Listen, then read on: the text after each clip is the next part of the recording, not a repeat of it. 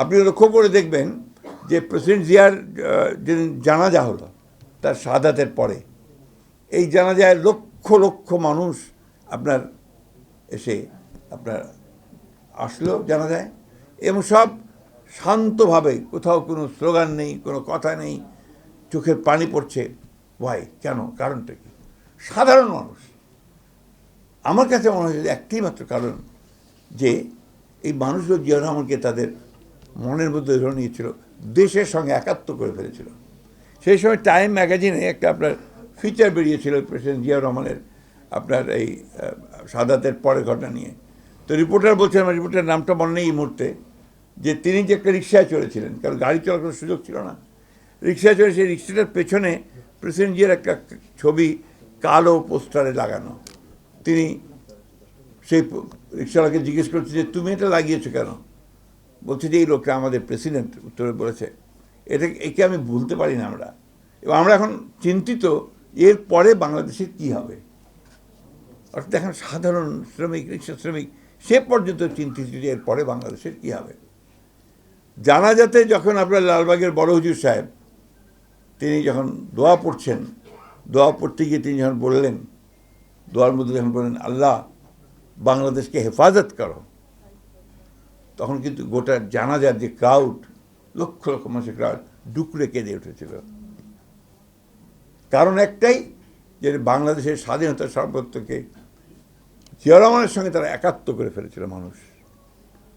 এখানেই তার কৃতিত্ব, এখানেই তার যে কাজ, সেই কাজগুলো যে স্বীকৃতি মানুষের কাছ থেকে তিনি পেয়েছেন।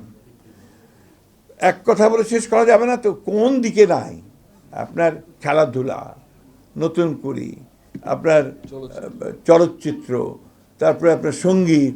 এই যে আমাদের সৈয়দপুরের মেয়েটা কি নাম, বেবি নাজনীন, তাকে ছোট্ট বাচ্চা তখন একটা অনুষ্ঠানে গিয়ে তিনি গান শুনেছেন, বলছে এই মেয়েটাকে তুলে ফেলো, ওটাকে ঢাকায় নিয়ে এসে ভালো করে দিয়ে ট্রেনিং দিয়ে তাকে ভালো সঙ্গীত শিল্পী করো।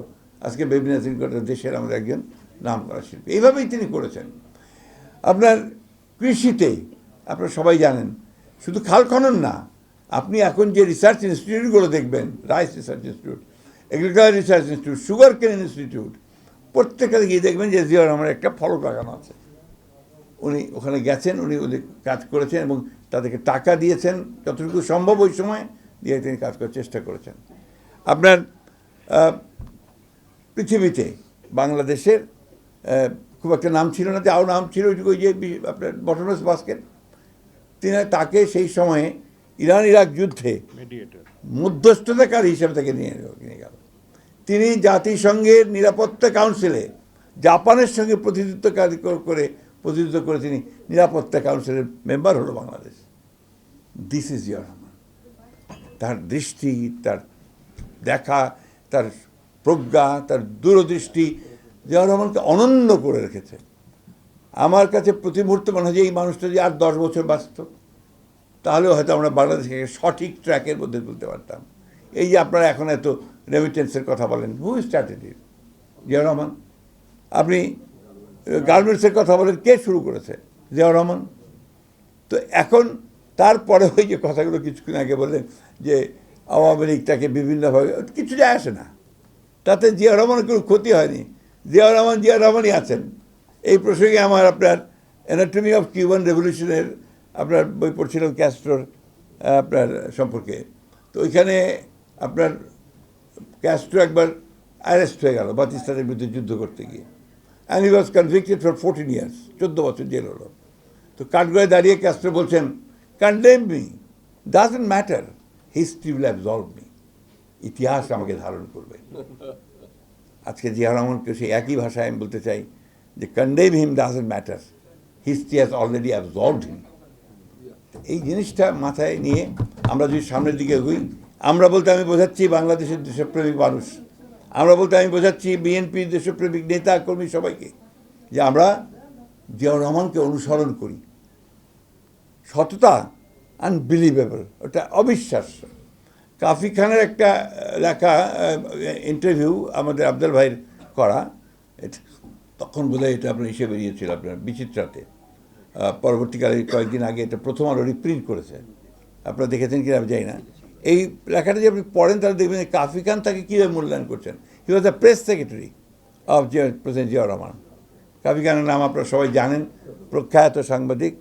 তো ওখানে উনি বলছেন যে জিয়াউর রহমানকে তার সবচেয়ে বড় যে জিনিসটা আপনার মানুষকে ওই সময়কার মানুষগুলোকে আপনার আকৃষ্ট করেছিল যে তার সততা। এই যে আপনার বলেন না ছেঁড়া সিট গেঞ্জি আর ছেঁড়া সুটকেস, ইটস ট্রু, সত্য ঘটনা এটা, এর মধ্যে কোনো বাড়াবাড়ি ছিল না।